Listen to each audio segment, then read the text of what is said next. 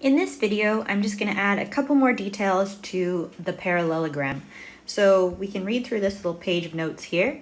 A parallelogram, we know it's a flat shape with opposite sides that are parallel and equal in length. That's what we said before. These two lines are parallel, these two lines are parallel. So the opposite sides are parallel. Opposite sides are equal in length.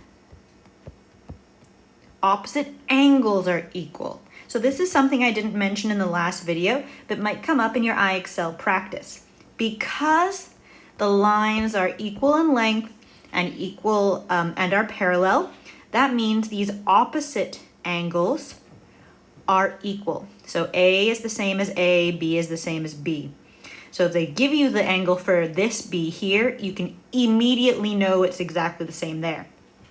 Something else to keep in mind, we mentioned that all the angles add up to 360.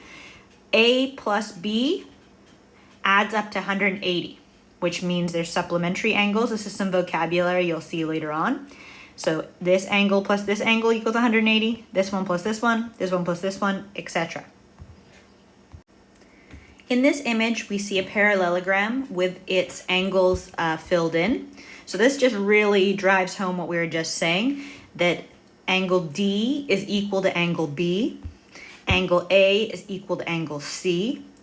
These two add up to 180, 180, 180, 180, all together adds up to 360. So if this was an IXL question and you couldn't see angle C, but you knew angle A was 100 degrees, you would know angle C was 100 degrees. If you knew angle D was 80 degrees, you'd know angle B was 80 degrees. One final thing, a little bit of vocabulary.